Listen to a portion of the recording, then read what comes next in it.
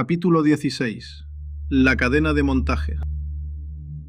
La furgoneta Mercedes-Benz aparcó con el motor apagado detrás de unos contenedores de reciclaje industrial, a 1 kilómetro del complejo de Magadón Inc. en San Fernando de Henares. Era una fortaleza de hormigón sin ventanas, rodeada por 3 vallas de alambre de espino electrificado y patrullada por drones térmicos de la tejedora. Danny, apoyado en el volante, asintió hacia la parte trasera de la furgoneta. El motor está caliente. Si tenéis que salir corriendo, no me esperéis. Saltad dentro. Yo me encargo de pisar a fondo. En la penumbra de la zona de carga, Leo se puso su máscara de lobo. Es la hora. Chloe, enlázanos. La chica cuervo tocó la pantalla de su fetiche. Todos sintieron un leve zumbido en la base del cráneo, una red telepática rudimentaria tejida por el espíritu de la electricidad. Ahora podían escucharse los pensamientos superficiales sin necesidad de radios. Nadia, la niña búho, fue la primera en salir. Sus ojos, insensibles a la oscuridad física, escudriñaron el aire. El perímetro espiritual está lleno de huecos, Transmitió Nadia, señalando una zona cerca de los muelles de carga. Hay un punto ciego entre el segundo y el tercer dron. La celosía huele a óxido ahí. Es nuestro camino. Tariq asintió. El chico de El Cairo se agachó en posición de velocista.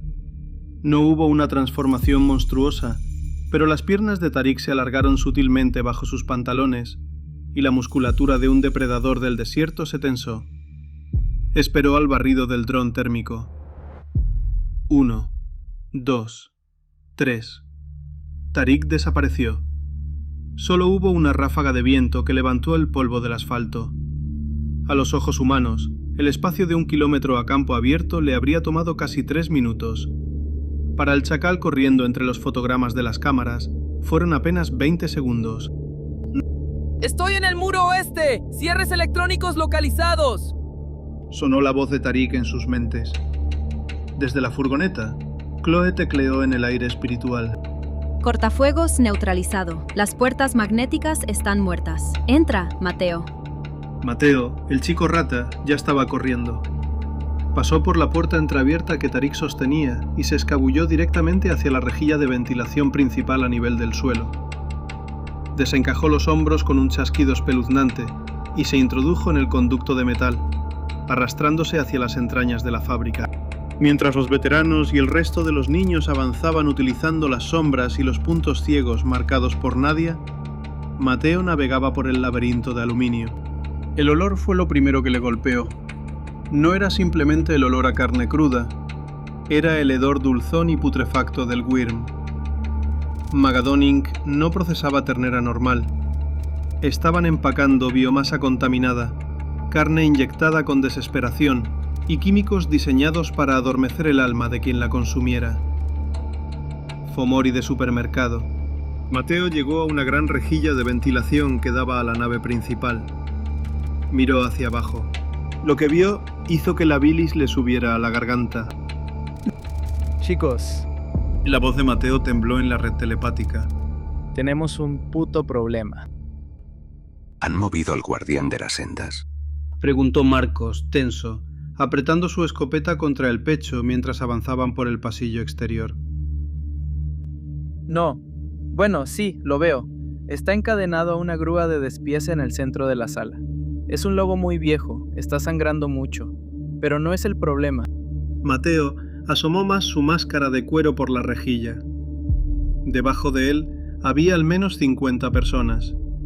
Hombres, mujeres, algunos adolescentes, inmigrantes sin papeles que habían desaparecido del sistema, vagabundos, y a juzgar por el olor familiar que Mateo captaba, docenas de parentela garú secuestrada de las calles. Llevaban delantales de plástico manchados de sangre negra. Trabajaban a un ritmo frenético, aterrorizados, cortando y empaquetando la carne supurante. Si alguno frenaba, uno de los guardias de la ira de Fenrir, armados con porras eléctricas y rifles de asalto corporativos, los golpeaba sin piedad. Son esclavos. Transmitió Mateo, sintiendo que sus garras de rata arañaban el metal por la pura rabia. Hay medio centenar de inocentes procesando el veneno de Maradón. Si entramos a por el anciano, harán una masacre para que no haya testigos. En el pasillo exterior, a 10 metros de la puerta doble de la nave principal, la manada se detuvo en seco. Declan miró a Elena. El plan era quirúrgico. Entrar como fantasmas, sacar al anciano, salir por la puerta de atrás. Rescatar a 50 civiles asustados y desnutridos, a pie, rodeados de fascistas armados y a la espera de refuerzos de seguridad corporativa, era logísticamente imposible. Leo. La voz de la vieja rosa sonó en la red, áspera y pesada. El anciano es la llave para la guerra. Si no lo sacamos, no llegaremos a los reyes. Y esos humanos, el Wyrm ya los tiene. No podemos salvar a todo el mundo. Era el consejo táctico de una superviviente. Frío, realista, despiadado. Leo, bajo su máscara de lobo, cerró los ojos. Recordó por qué la tejedora y el Wyrm habían ganado en 2012. Porque los Garou se habían centrado en el panorama general. Habían abandonado a la parentela. Habían huido a la Umbra para salvar la guerra, mientras la gente moría asfixiada en la tierra. Leo abrió los ojos. Brillaban con el fuego ámbar del depredador, pero también con la convicción de un auténtico protector de Gaia. Rosa, tú me dijiste que mi máscara era la promesa que le hice a la madre.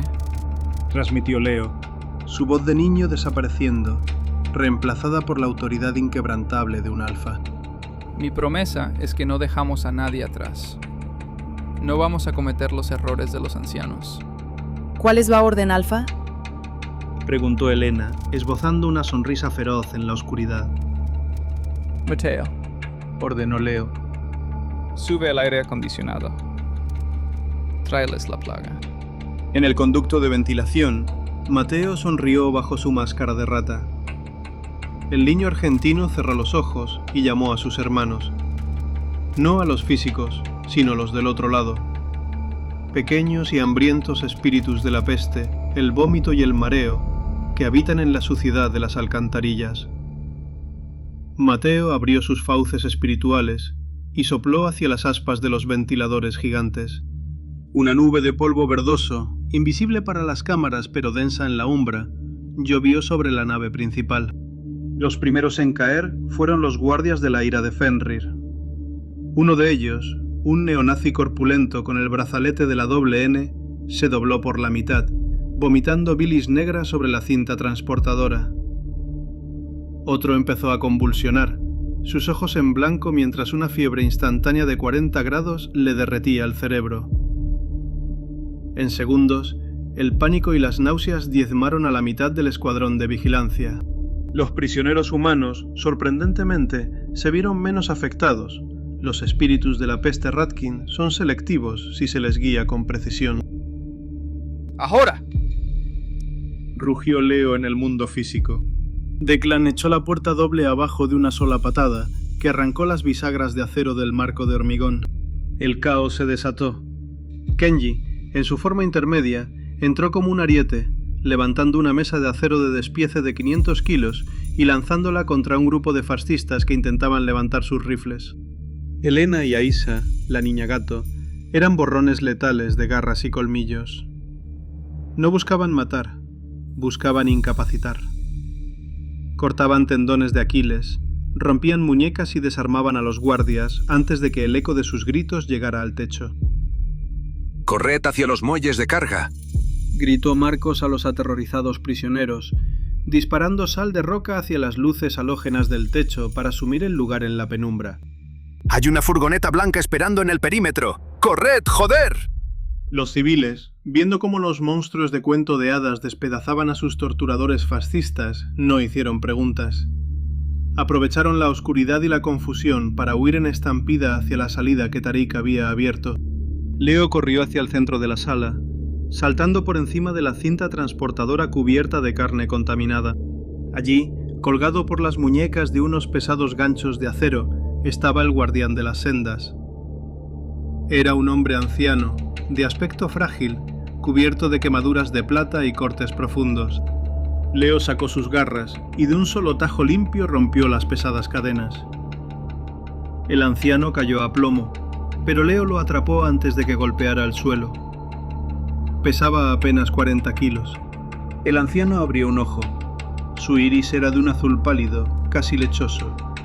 Miró la máscara de cartón maché del niño, luego olfateó el aire, sintiendo la energía esmeralda y pura que emanaba del chico. La madre no nos ha olvidado, Susurró el anciano tosiendo sangre. Has venido... Te tenemos, abuelo. Nos vamos a casa. Dijo Leo echándose al anciano sobre los hombros con una fuerza que no correspondía a su tamaño. De repente, una alarma estridente, diferente a la de los guardias, cortó el aire. Era profunda, gutural, como una sirena antiaérea sonando bajo el agua. Chloe, desde la furgoneta, gritó por el enlace mental. Leo, la tejedora ha bloqueado la red. No puedo ver nada. Los escáneres marcan una anomalía masiva subiendo por el montacargas principal. Viene del subsuelo del matadero. Las pesadas puertas de acero del inmenso montacargas de mercancías empezaron a abrirse lentamente, con un chirrido de metal oxidado que hizo que el propio Declan retrocediera un paso. El rescate no había terminado. De hecho, la verdadera seguridad de Magadon Inc. acababa de llegar al turno de noche. Capítulo 17. Carne vieja y sombras largas. El chirrido del inmenso montacargas oxidado resonó en la nave de despiece. Las luces halógenas, parpadeantes y cubiertas de grasa, apenas iluminaban la plataforma que ascendía desde las entrañas de la fábrica. Magadon Inc. no había invertido un euro en seguridad de alta tecnología en esta planta en los últimos 20 años. Era un vertedero logístico, un lugar olvidado. Pero el Wyrm no necesita microchips para crear pesadillas. Le basta con podredumbre y odio. Las pesadas rejas se abrieron de golpe, cediendo ante una fuerza bruta y estúpida. Lo que salió del ascensor no era una máquina de matar elegante, era un fomor de asimilación, un tragacarne. Parecía una amalgama grotesca de 3 vacas y un par de operarios que habían caído en la trituradora hacía semanas. Medía casi 3 metros de alto. Su piel era un mosaico de cueros cosidos con alambre de espino, y de su espalda asomaban ganchos de carnicero oxidados. Olía a bilis, a amoníaco y a sangre estancada. No tenía ojos, solo una enorme mandíbula babeante en el centro de lo que debería ser su torso. El monstruo rugió, escupiendo trozos de hueso al suelo de baldosas blancas, y cargó ciegamente hacia el grupo. ¡Es lento! Gritó Elena, interponiéndose entre la bestia y Leo, que aún cargaba con el anciano. Pero si os agarra, os partirá por la mitad. Mantened las distancias. A diferencia del letal cyborg de Chamberí, este fomor era torpe, un subproducto de los residuos de la fábrica. Pero en un espacio cerrado, sus inmensos brazos rematados en cuchillas de despiece eran devastadores. Lanzó un barrido que destrozó una de las cintas transportadoras, enviando trozos de metal y carne por los aires. Kenji intentó placarlo, pero la masa del monstruo era demasiado densa. El chico oso salió despedido hacia atrás, chocando contra una cámara frigorífica. Disparad a las articulaciones, cortad los alambres, ordenó Declan, cambiando a su forma Crinos con un aullido ensordecedor. El irlandés saltó sobre la espalda de la bestia, ignorando el hedor, y hundió sus garras profundamente en el cuello fusionado del fomor, intentando separar la cabeza principal del tronco. El monstruo se agitó violentamente, golpeando a Declan contra las vigas del techo. Aisha y Elita actuaron con la sincronización de 2 depredadores felinos. Mientras el monstruo intentaba quitarse a Declan de encima, las niñas se deslizaron por debajo de su guardia. Con sus garras brillando con gnosis, cortaron los gruesos tendones de las piernas de la criatura. El tragacarne emitió un chillido de dolor y cayó de rodillas, haciendo temblar el suelo. ¡Marcos, ahora! Rugió Declan, saltando para apartarse. El morador del cristal no dudó. Corrió hacia el monstruo caído, deslizó la corredera de su escopeta táctica y metió el cañón directamente en la mandíbula abierta del pecho del fomor. Cómete esto, saco de mierda. Apretó el gatillo. El disparo de munición de plata a quemarropa reventó el núcleo corrupto de la criatura. El Fomor se desplomó como un castillo de naipes empapado en sangre, disolviéndose rápidamente en un charco de lodo negro y pestilente. El combate había durado apenas 30 segundos. La bestia era fuerte, pero la manada ya estaba aprendiendo a luchar como un solo organismo. Leo, que había retrocedido para proteger al guardián de las sendas, dejó al anciano suavemente en el suelo. El viejo Garou tosió, limpiándose la sangre de la comisura de los labios. Su mirada lechosa se desvió hacia el lodo negro que dejaba el Fomor, y luego hacia Declan, que volvía a su forma humana, jadeando. Gastáis demasiada energía en la basura, susurró el anciano. Su voz era como papel de lija seco. Los cachorros de Fenris me dejaron aquí hace 2 noches. Dijeron que el verdadero verdugo vendría a buscarme hoy. Marco recargó su escopeta, mirando el reloj. Pues el verdugo se ha retrasado. Dani nos espera fuera con la furgoneta. Salgamos de este estercolero antes de que lleguen los supervisores. Pero Chloe, que seguía mirando la pantalla de su fetiche, palideció. Detrás de su máscara de cuervo, sus ojos se abrieron de par en par. Las runas de su teléfono no captaban señales de radio. Captaban radiación espiritual. Un pico de fuego fatuo, Balefire, tan intenso que estaba quemando la placa base del dispositivo. No se ha retrasado. Susurró Chloe, dando un paso atrás. Está aquí. De repente, el suelo de hormigón vibró. No era el ascensor. Era un impacto masivo, lejano, seguido de otro y otro.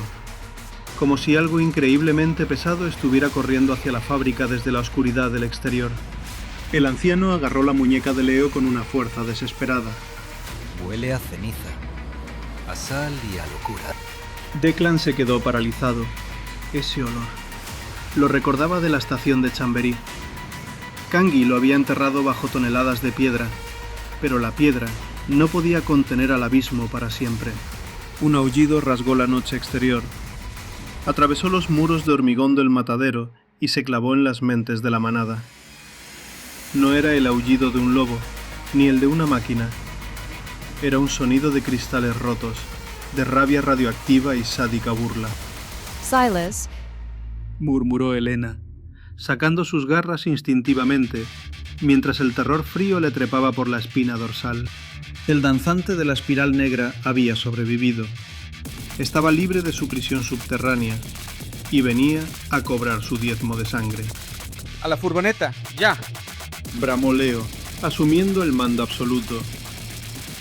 Agarró al anciano en brazos y echó a correr hacia los muelles de carga, liderando la estampida. No había tiempo para enfrentarse a un monstruo de ese calibre. Si Silas los alcanzaba a campo abierto, los destrozaría uno por uno. Las puertas magnéticas que Tarik había saboteado estaban a la vista. El motor del viejo Mercedes-Benz de Dani rugía en la distancia, una promesa de escape en medio de la noche, devorada por el Wyrm. Capítulo 18. Autopista hacia la locura. El aire nocturno de San Fernando de Henares estaba congelado, pero el sudor frío empapaba a la manada mientras corrían por el asfalto del muelle de carga. A 100 metros, los faros de la furgoneta Mercedes-Benz parpadearon 2 veces. Dani tenía el motor rugiendo, el escape escupiendo humo negro. ¡Subid, subid, subid!, gritó Declan, cubriendo la retaguardia con su escopeta en alto. Kenji y Sam lanzaron a los más pequeños a la parte trasera. Leo entró cargando al guardián de las sendas, cuyo pecho subía y bajaba con un silbido asmático. Marcos saltó al asiento del copiloto, recargando su arma con manos temblorosas. Un estruendo ensordecedor hizo temblar el hormigón a sus espaldas. La pared de la nave de despiece, de medio metro de grosor, explotó hacia afuera en una lluvia de escombros y polvo. De la nube de destrucción emergió Silas, pero ya no era el danzante de la espiral negra que habían visto en Chamberí. Haber sido aplastado por toneladas de piedra y sobrevivir usando la energía radiactiva del Wyrm lo había deformado más allá de toda cordura. Silas era ahora una masa asimétrica de 3,5 metros de altura. La mitad izquierda de su cuerpo era carne necrosada fusionada con vigas de acero retorcidas y pedazos de azulejos del metro. Su brazo derecho se había convertido en un racimo de tentáculos musculosos que goteaban fuego fatuo verde. Su mandíbula colgaba dislocada, babeando una luz radiactiva que derretía el asfalto al tocarlo. No aulló. Emitió un sonido que sonaba como 1000 voces ahogándose a la vez. Arranca, Dani, por lo que más quieras, arranca. Aulló Marcos. Dani pisó el acelerador a fondo. La vieja furgoneta patinó, quemando rueda, y salió disparada hacia la valla perimetral abierta. Pero Silas era imposiblemente rápido. Se movía a 4 patas, sus tentáculos y garras clavándose en el suelo, devorando la distancia a saltos que desafiaban la gravedad. En 3 segundos, estaba a 10 metros de las puertas traseras abiertas, donde Elena y Declan le apuntaban. ¡Fuego libre!, gritó el irlandés. Las balas de plata y fósforo impactaron en la masa del monstruo, pero Silas ni parpadeó. La biomasa corrupta se tragaba los proyectiles. Se preparó para el salto final. Iba a caer sobre el techo de la furgoneta y a partirlos por la mitad como a una lata de sardinas. Entonces, en el suelo de chapa de la furgoneta, el guardián de las sendas tosió una bocanada de sangre negra. El viejo lobo extendió una mano temblorosa, con los dedos rotos, y trazó una espiral en el charco de su propia sangre. Sus ojos lechosos se abrieron de par en par, brillando con una luz plateada cegadora. Por los huesos de la madre, susurró el anciano, su voz resonando en las mentes de todos con la fuerza de un huracán. Ábrete. No hubo un destello mágico. No hubo un portal brillante. La realidad simplemente se rasgó con el sonido de un lienzo inmenso desgarrándose. La furgoneta no aceleró. Cayó hacia adelante, atravesando la celosía en un ángulo geométricamente imposible. De repente, el polígono industrial desapareció. El impacto del cambio de gravedad lanzó a todos contra las paredes de la furgoneta. Dani giró el volante aullando de terror al ver que el asfalto negro había sido reemplazado por algo vivo. Habían entrado en el reflejo corrupto, la pesadilla de Gaia. El cielo ya no existía. Sobre ellos se arremolinaba un vórtice infinito de colores enfermizos, púrpuras cárdenos, amarillos sulfurosos y verdes radiactivos. No había nubes, sino inmensas medusas de niebla tóxica que flotaban perezosamente. La carretera, por la que la furgoneta avanzaba a 100 km por hora, era una especie de cordón umbilical titánico, una arteria de tierra palpitante, surcada por venas negras de contaminación. A los lados no había árboles, sino pilares de carne petrificada cubiertos de ojos llorosos que parpadeaban al paso del vehículo, y ramas que eran en realidad brazos esqueléticos alzándose hacia el cielo en un ruego silencioso. ¿Por dónde cojones voy?, gritó Dani histérico. La furgoneta derrapaba sobre la superficie carnosa, resbalando en fluidos espirituales indescriptibles. No mires fuera. No intentes entenderlo. Le gritó Marcos, agarrando el salpicadero. Solo acelera. El horror cósmico del lugar era asfixiante. Las mentes de los niños, protegidas por sus máscaras y sus tótems primigenios, resistían el delirio mejor que un humano normal, pero la visión de la Tierra convertida en un matadero interdimensional los mareaba. Aisa y Mateo se taparon los oídos, intentando bloquear el sonido del viento, que sonaba como el lamento constante de millones de animales sacrificados. Pero el terror real no se había quedado en el mundo físico. Un impacto masivo hundió el techo de la furgoneta. El metal chirrió dolorosamente. ¡Ha cruzado con nosotros!, gritó Elena, perdiendo el equilibrio. Silas se había aferrado al vehículo en el último milisegundo. Sus tentáculos radiactivos empezaron a deslizarse por las ventanas laterales, derritiendo el cristal de seguridad como si fuera hielo. El fuego fatuo verde iluminaba el interior del vehículo con un resplandor fantasmal. ¡Nos va a volcar!, rugió Declan, intentando apuñalar uno de los tentáculos con su cuchillo de plata, pero la extremidad se retorció y le arrebató el arma con una fuerza titánica. El techo empezó a ceder, las garras de metal oxidado de Silas rasgando la chapa. Su rostro monstruoso asomó por el agujero, sus múltiples ojos sin pupilas fijados directamente en el guardián de las sendas. En la cabina, Dani peleaba con el volante. La arteria por la que conducían se bifurcaba en el vacío, flotando sobre un abismo de niebla amarilla donde se retorcían sombras colosales del tamaño de rascacielos. Leyes de la física como arriba o abajo dejaban de tener sentido. Nadia, Gritó Leo por el enlace telepático, agarrándose a uno de los asientos. tus ojos ven las corrientes. Dile por dónde ir. La niña búho, aterrada pero estoica, cerró sus ojos físicos. Su espíritu se expandió, navegando por las corrientes de locura. Dani, Transmitió Nadia directamente a la mente del mecánico. gira a la izquierda, hacia el abismo. Estás loca, cría. No hay carretera ahí. Chilló Dani. A la izquierda del tiempo, ahora. Ordenó la niña con voz de ultratumba. Silas rugió en el techo, preparándose para hundir todo su peso y aplastarlos. Dani cerró los ojos y, confiando ciegamente en la magia antigua, dio un volantazo a la izquierda, pisando el acelerador a fondo y lanzando la pesada Mercedes-Benz fuera del borde del camino de carne, directamente hacia el abismo de locura Lovecraftiana. La furgoneta cayó en el vacío cósmico. La bestia de la espiral negra aulló, su agarre fallando mientras el vehículo se hundía en la niebla donde moraban los horrores inmemoriales. Capítulo 19. El peso de la ceniza. La Mercedes-Benz cayó en picado a través de la locura, envuelta en la niebla amarilla del Wyrm. Dani apretaba el volante con los nudillos blancos, gritando sin que saliera sonido de su garganta, convencido de que iban a estrellarse contra el fondo de la realidad. Pero en la Umbra, la física es esclava del simbolismo. La transición fue un golpe sordo, como sumergirse en agua helada. La gravedad se invirtió y luego se estabilizó de golpe. La furgoneta aterrizó con un crujido metálico aterrador que reventó dos neumáticos y dobló los ejes, derrapando durante 100 metros antes de detenerse por completo. El impacto lanzó a Silas por los aires. El danzante de la espiral negra, que había estado aferrado al techo abollado, salió despedido como un muñeco de trapo gigante, rodando por el suelo y levantando una nube de polvo gris. En el interior de la furgoneta todo era silencio y respiraciones entrecortadas. ¿Estamos vivos? Susurró Dani con la frente apoyada en el volante roto. Marcos pateó la puerta abollada del copiloto y salió tambaleándose, escopeta en mano. Declan y Elena abrieron a empujones las puertas traseras de acero balístico, ayudando a los niños a bajar al suelo. El paisaje que los rodeaba les heló la sangre en las venas.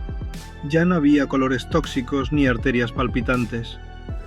Todo era de un blanco y gris desolador. El cielo era una bóveda de obsidiana mate, sin sol, sin luna, sin estrellas. El suelo bajo sus botas no era tierra ni asfalto. Eran dunas interminables de una ceniza fina y pálida, que caía lentamente desde el cielo oscuro como una nevada eterna. Hacía un frío absoluto, no el frío del invierno, sino el frío de la ausencia total de vida. La umbra oscura. Susurró Nadia. La niña búho se estremeció, a pesar de que su tótem estaba ligado a la muerte. Su voz telepática sonaba pequeña y asustada. El inframundo.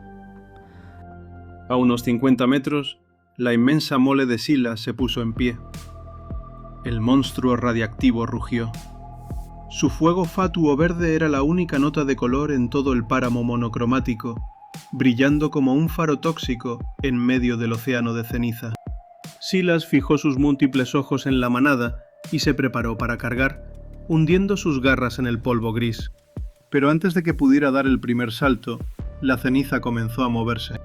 El suelo alrededor del danzante de la espiral negra empezó a remolinarse, formando tornados en miniatura.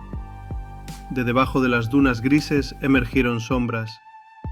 No eran demonios del Wyrm, ni drones de la tejedora. Eran espíritus. Espíritus colosales.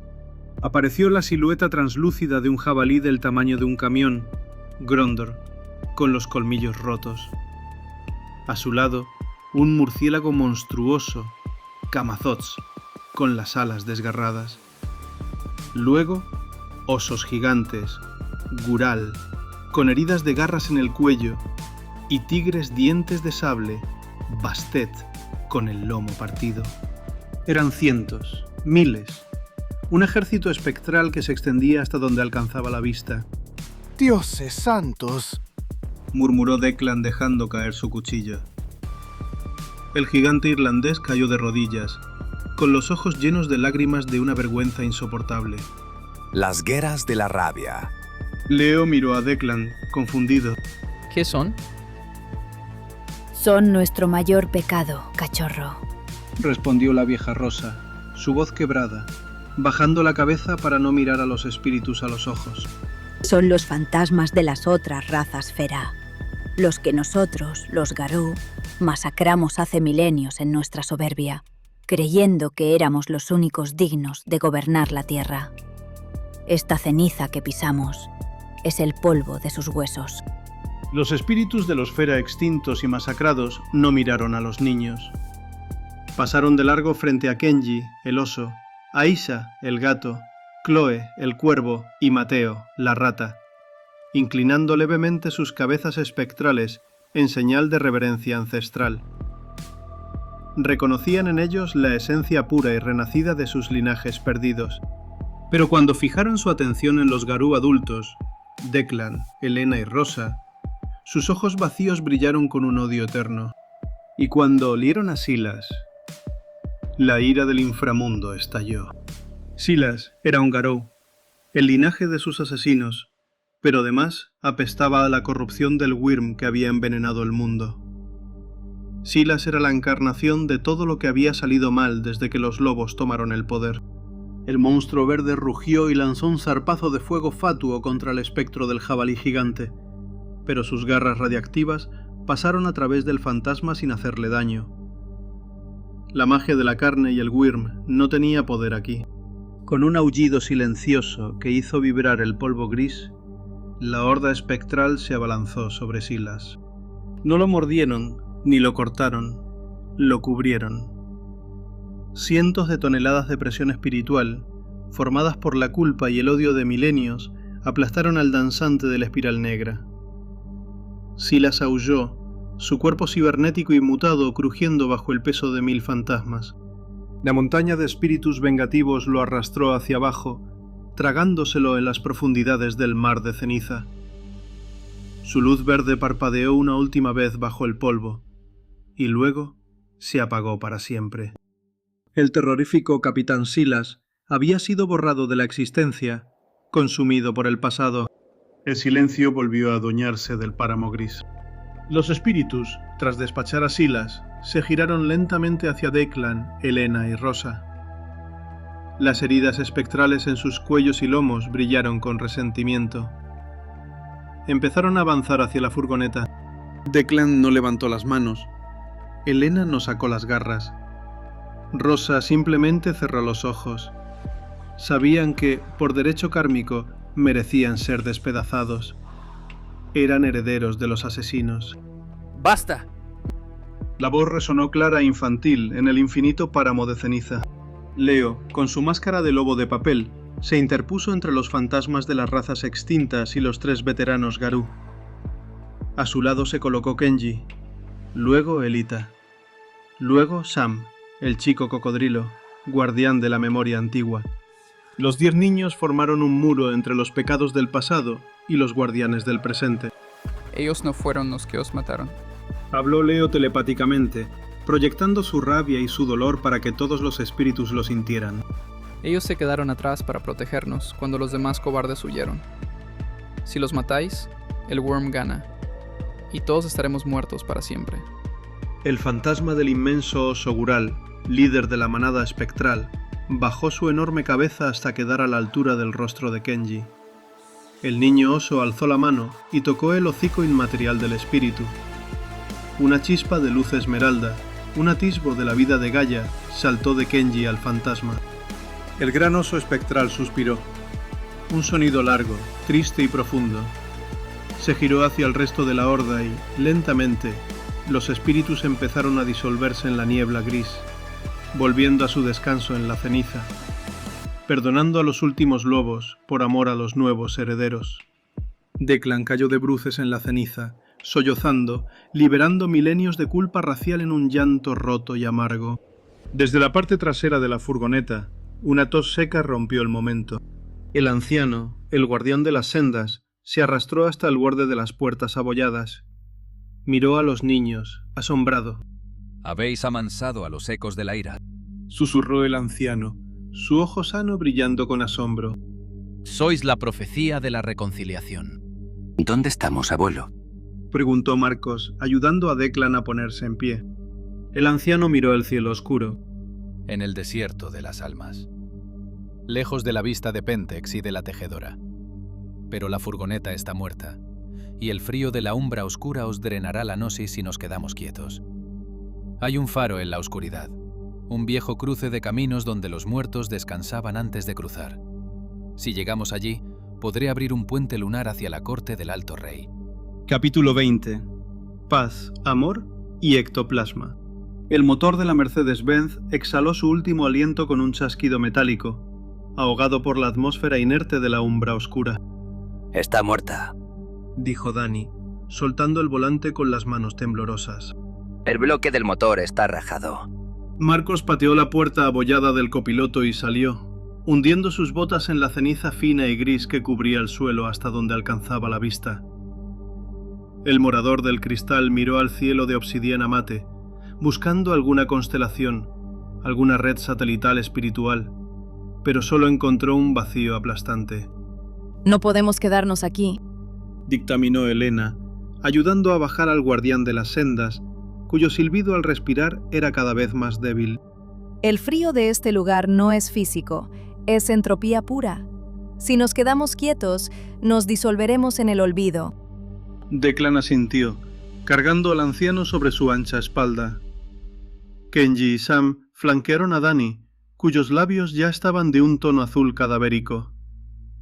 El mecánico humano temblaba con una violencia que amenazaba con romperle los dientes. Caminaremos, ordenó Leo, el joven alfa, ajustándose la máscara de lobo. Su voz sonaba firme, pero por dentro sentía que el terror intentaba congelarle las venas. El abuelo dijo que había un cruce de caminos. Un faro. Lo encontraremos. Y así comenzó la marcha fúnebre.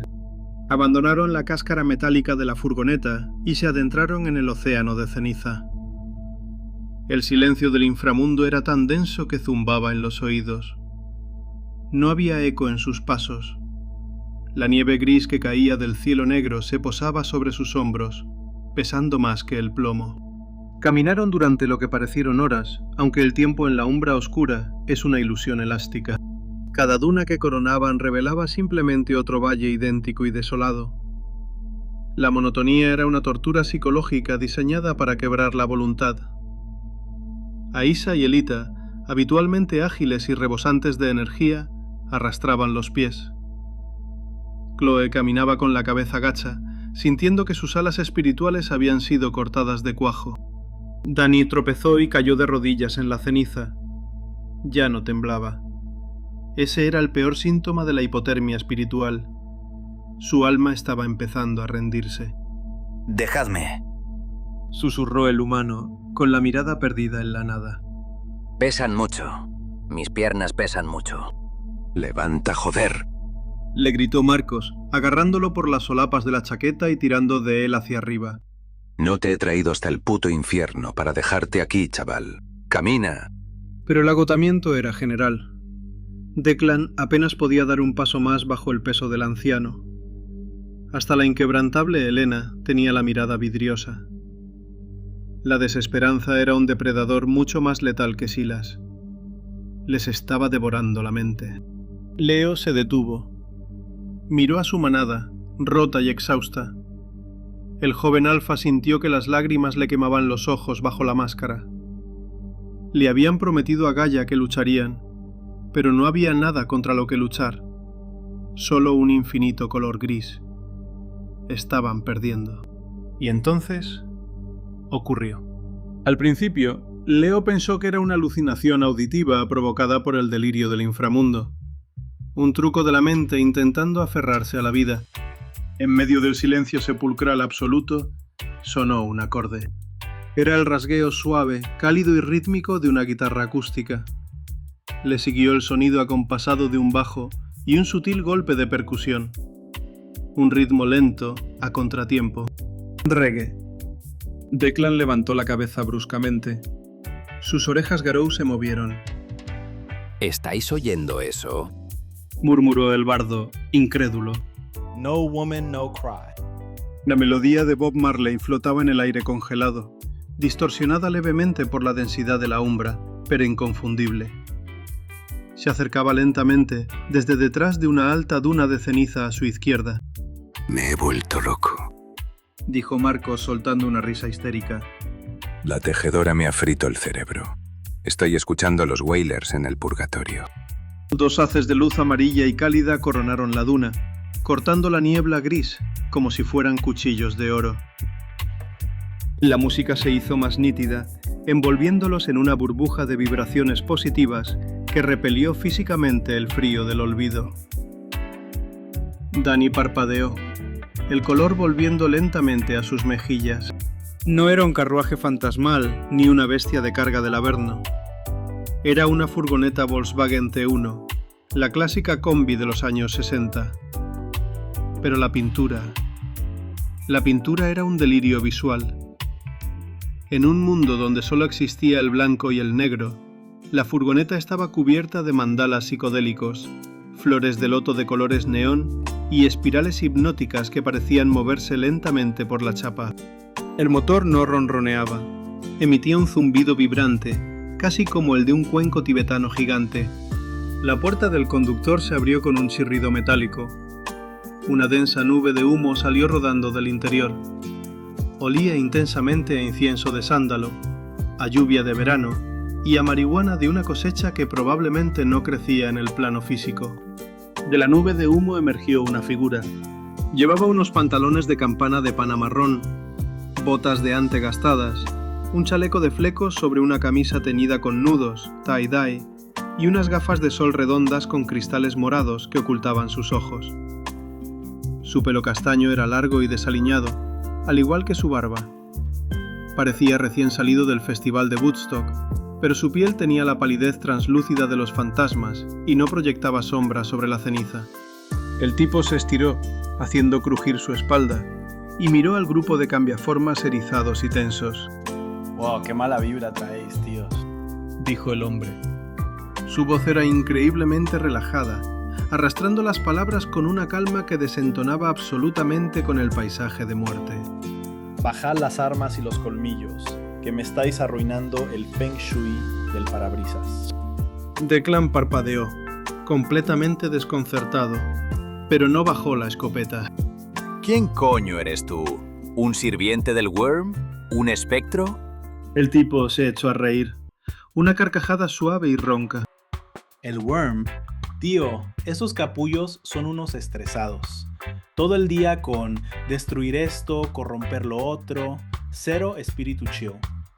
Y los espectros son un bajón total. Yo soy Zappa, o al menos así me llamaban en el 69. Ahora soy más bien un autónomo del transporte interdimensional.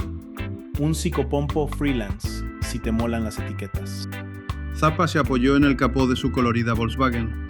He sentido el subidón de energía que habéis soltado por aquí hace un rato. Habéis mandado a pastar a un bicho bastante feo, ¿eh?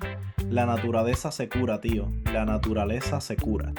Marcos bajó un poco el cañón de su arma. Eres un barquero de la umbra. Premio para el del abrigo táctico. Zappa chasqueó los dedos y señaló al anciano y a Dani, que tiritaban en el suelo. Veo que tenéis un humano a punto de hacer el checkout permanente y a un perro viejo al que se le acaba la batería. Mola vuestro rollo, el rollo ecologista místico y tal. Así que, si queréis, os acerco a la encrucijada del faro. Es el único sitio seguro en este secarral. Allí podréis abrir un portal para volver a vuestra onda. Leo, que mantenía su instinto alerta, dio un paso adelante. Tú no eres de nuestro bando. ¿Por qué nos ayudas? Zappa se bajó las gafas moradas hasta la punta de la nariz. Sus ojos no tenían iris ni pupila. Eran galaxias arremolinadas de luz estelar. Por un segundo, el hippie fumeta desapareció, y Leo vio lo que realmente era. Una fuerza inmemorial, antigua como la muerte misma, que simplemente había adoptado la forma más cómoda para navegar la psicodelia humana. Zappa se subió las gafas y volvió a sonreír. Nadie da paseos gratis, cachorrito. La gasolina de esta nena no es de la tejedora. Funciona con peso. ¿Peso? Preguntó Elena frunciendo el ceño. No tenemos oro ni plata. ¿Qué materialistas sois en este siglo, colega? Zappa suspiró, sacando un porro apagado de detrás de la oreja. Peso espiritual. El inframundo está hambriento de cosas reales. Para llevaros a todos en la máquina del misterio hasta el faro, necesito que uno de vosotros me pague el peaje. Y el peaje es un recuerdo feliz. Zappa señaló a Declan, luego a Elena y finalmente a los niños. Quiero un recuerdo genuino. El día más feliz, el amor más puro. La memoria que os mantiene cuerdos cuando la oscuridad aprieta.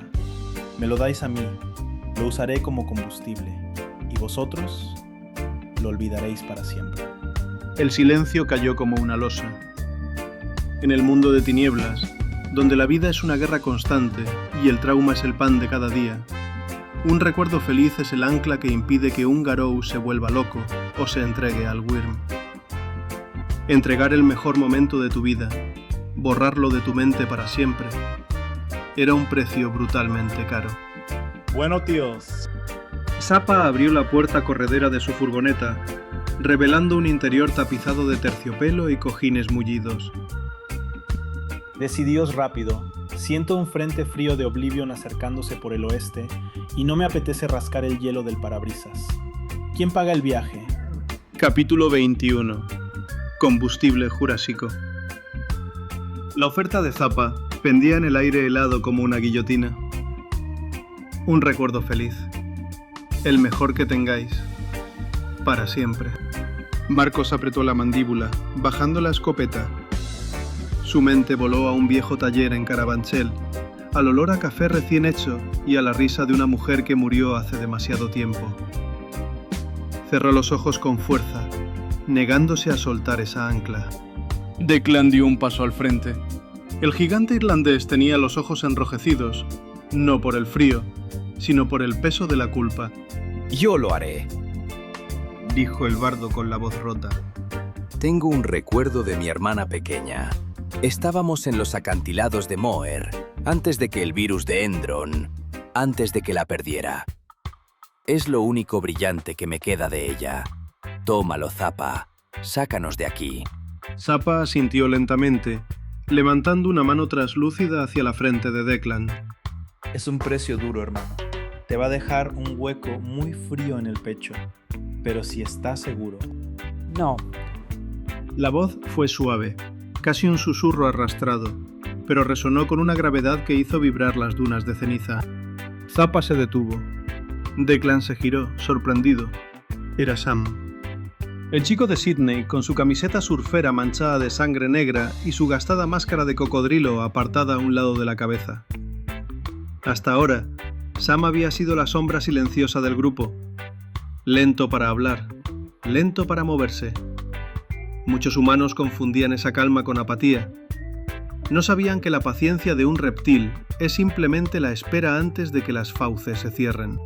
Sam caminó hacia Zappa, pasando por delante de los 4 veteranos atónitos. Tú no puedes dar ese recuerdo, Declan, dijo el niño mirando al irlandés. Si olvidas por qué luchas, te convertirás en aquello que cazamos. Yo pagaré el viaje. Zappa se bajó las gafas moradas y miró al chico de 13 años. Una sonrisa condescendiente afloró en los labios del psicopompo hippie.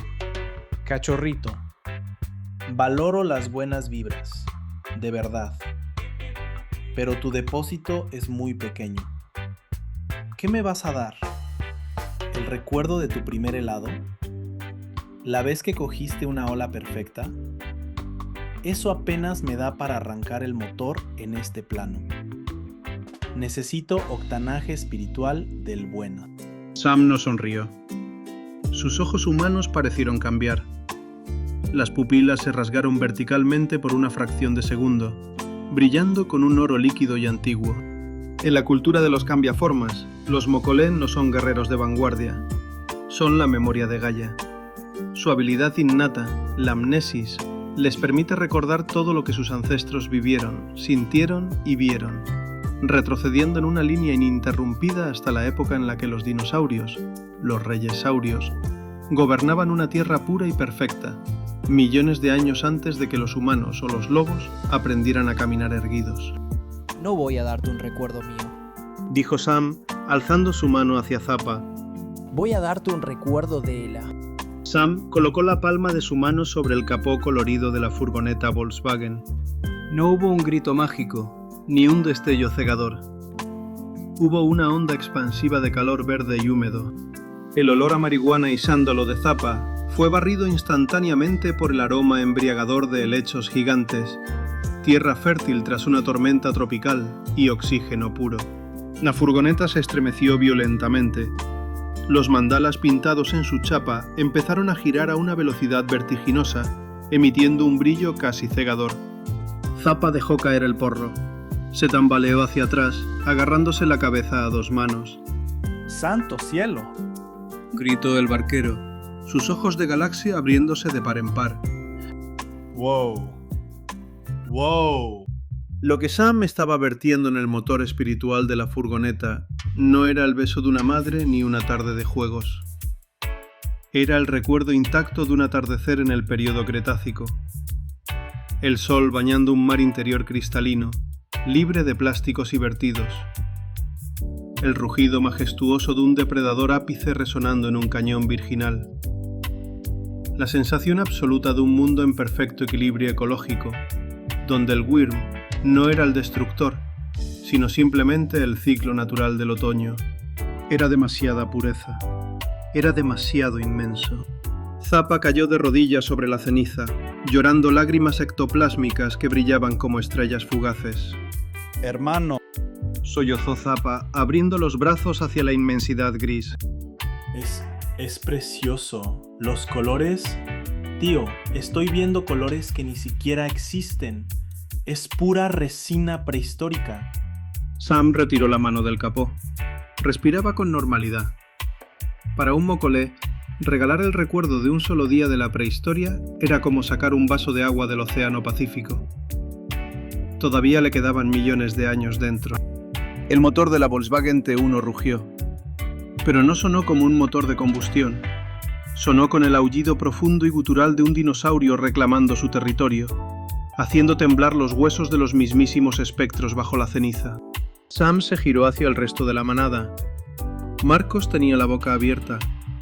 Elena lo miraba con un respeto reverencial que jamás había mostrado por ningún garú. El depósito está lleno, dijo Sam, con la misma calma con la que pediría la hora. Subamos, Dani se está congelando.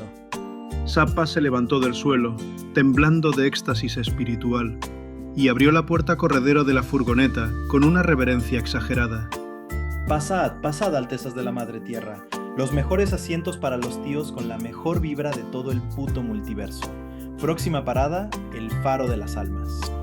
Con el anciano respirando un poco mejor gracias a la calidez que emanaba el vehículo, y Dani envuelto en una manta de terciopelo morado, la extraña manada se subió a la Volkswagen. Zappa pisó el acelerador, y la furgoneta psicodélica salió disparada por encima de las dunas de ceniza, dejando una estela de luz arcoíris en medio del inframundo infinito. Capítulo 22. El calor de la manada.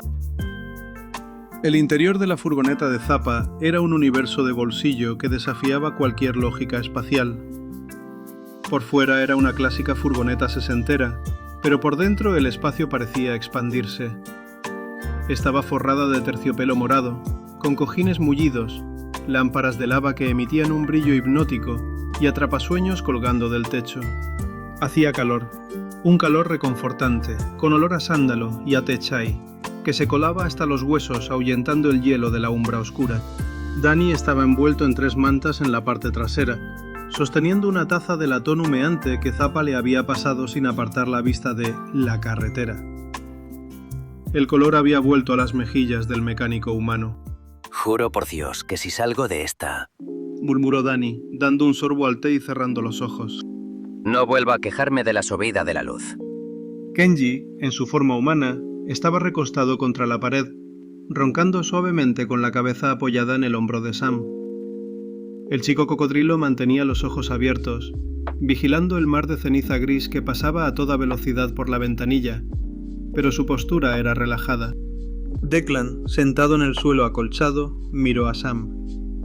El gigante irlandés, que tantas veces había liderado batallas suicidas, inclinó la cabeza en un gesto de profundo respeto. Lo que has hecho ahí fuera, chico, nos has salvado el alma a todos, literalmente. Los feras siempre fuisteis más sabios que los lobos. Deberíamos haberos escuchado hace milenios. Sam se encogió de hombros levemente, acariciando la cabeza dormida de Kenji. La memoria no pesa si sabes cómo usarla, Declan. Todos somos hijos de la misma madre. En el asiento del copiloto, Marcos desmontaba y limpiaba las piezas de su escopeta, mientras Elena, con las piernas cruzadas en posición de loto, permitía por fin que sus hombros perdieran la tensión de combate. Incluso la vieja Rosa se había quedado frita, arrullada por el traqueteo mágico del vehículo. De repente, una tos áspera rompió el murmullo relajado. El guardián de las sendas, recostado sobre unos cojines, abrió por fin su ojo sano. La palidez cadavérica que arrastraba desde el matadero había remitido un poco, gracias a la inyección de energía pura que Sam había introducido en el ecosistema de la furgoneta. Leo, que se había quitado la máscara de lobo para respirar mejor, se acercó al anciano y le ofreció un poco de agua de la cantimplora de Marcos. El anciano bebió con avidez. Al terminar, fijó su mirada azul y lechosa en el niño. No eres un adulto atrapado en el cuerpo de un crío, susurró el guardián, su voz sonando como hojas secas frotándose. Eres realmente un cachorro.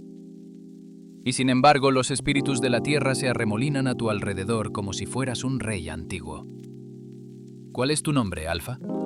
Leo. Respondió el chico, sosteniéndole la mirada con firmeza. ¿Y el tuyo? Me llamaban Bran Ojo Ciego. Fui el último custodio del saber en el Septo de Toledo antes de que Magadon Inc. comprara la ciudad y nos diera caza. Llevo años escondiéndome como una rata, huyendo de los cachorros fanáticos de la ira de Fenrir, hasta que me atraparon. Bran miró a su alrededor, asimilando la extraña amalgama de niños marcados por tótems perdidos, veteranos destrozados y un humano. Creía que Gaia había muerto en 2020, que solo quedábamos nosotros, los fantasmas, esperando a que el Wyrm apagara la luz. Pero ver esto, ver que la magia antigua ha reencarnado en vosotros, significa que hay una última jugada en el tablero. Declan se acercó, apoyando los codos en las rodillas. Por eso te sacamos de allí, Bran. Necesitamos un mapa, tenemos la rabia y tenemos a los avatares, pero no somos un ejército. La tejedora controla cada cámara y satélite del mundo físico. Necesitamos a los ancianos. Necesitamos al Alto Rey. ¿Siguen vivos? Bran suspiró, frotándose la barba rala. Cuando las corporaciones cerraron las puertas de la Umbra y el mundo se infectó, el Alto Consejo se dividió. Muchos murieron, otros enloquecieron. Pero el Alto Rey Keilen, el portador de la corona de plata, logró sacar a los suyos y llevarlos al lugar más profundo de la red espiritual. Un túmulo primigenio donde ni los drones de la tejedora ni la radiación del Wyrm pueden entrar. ¿Dónde? Preguntó Elena, inclinándose hacia adelante. El túmulo del primer árbol. Reveló Bran con reverencia. En el corazón de la Amazonia. No la Amazonía física que las papeleras de Pentex están talando, sino su reflejo más antiguo y salvaje en la Umbra profunda. Keilen ha estado acumulando fuerzas allí, esperando una señal para contraatacar. Marcos resopló. Genial. De Madrid a la selva amazónica interdimensional. Con la furgoneta rota, a pie tardaríamos 3 vidas. No iremos a pie. Sonrió Bran, señalando hacia el parabrisas de la furgoneta. Por eso os he guiado hasta aquí. Zappa dio un par de toques al claxon de la Volkswagen, que sonó con una melodía psicodélica y alegre. Atención viajeros astrales, anunció el barquero hippie. Llegando a la parada solicitada, El faro de las almas a la vista. Poneos los cinturones, que el aterrizaje puede ser un poco movidito. Por la ventanilla frontal, la interminable monotonía gris se rompió. Erguido sobre un promontorio de obsidiana negra, en medio del mar de cenizas, se alzaba un inmenso faro de piedra antigua. Su luz no giraba para advertir a los barcos, sino que disparaba un haz cilíndrico de energía plateada pura directamente hacia la bóveda negra del cielo, rasgando la oscuridad de la umbra oscura. Era un puente lunar ancestral, un atajo interdimensional capaz de llevarlos a cualquier otro túmulo del mundo si tenían la llave para abrirlo. Esa es nuestra puerta a la Amazonia, dijo Bran emocionado. Pero cuidado, manada. Los faros del inframundo no se cuidan solos. La furgoneta frenó con un derrape suave frente a la inmensa puerta de roble y hierro del faro. Zappa apagó el motor y se giró hacia ellos, bajándose las gafas. Bueno, chavales, fin del trayecto. Ha sido un viaje astral alucinante. Pero antes de que bajéis a llamar al timbre, os aviso. El farero que guarda este puente lunar es un tipo muy peculiar. No le van mucho las visitas que respiran. Leo se puso de nuevo su máscara de lobo, asintiendo a su manada para que se prepararan. No importa quién sea. Vamos a cruzar.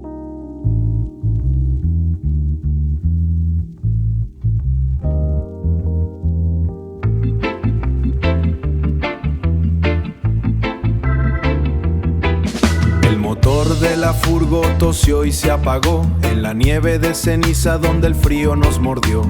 Declan carga al viejo Dani, no pare temblar. La manada está cansada, el hielo quiere ganar.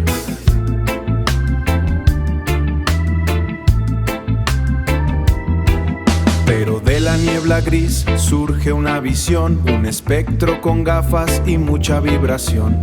Zappa al volante de su vieja furgoneta, tocando melodías de otra vida, de otra meta.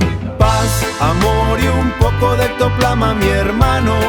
Ectoplasma. Para encender el motor jurásico, ven, toma mi mano.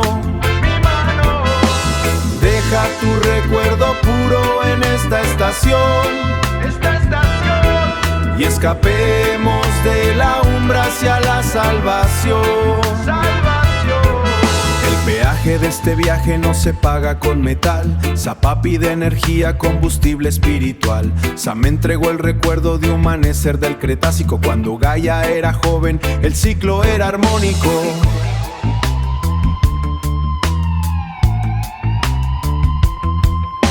El Wyrm, la tejedora, aliado en la construcción, tejiendo el mundo juntos con una sola intención. Esa chispa de luz, esa lágrima brillante, hizo rugir al motor como un saurio gigante. Adentro huele a sándalo y a humo sanador.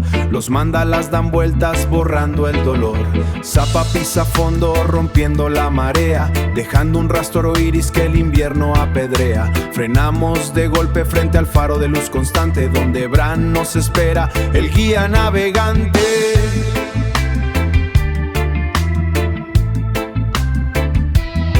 En este punto sagrado el puente se abrirá, la memoria de la tierra el camino nos dará.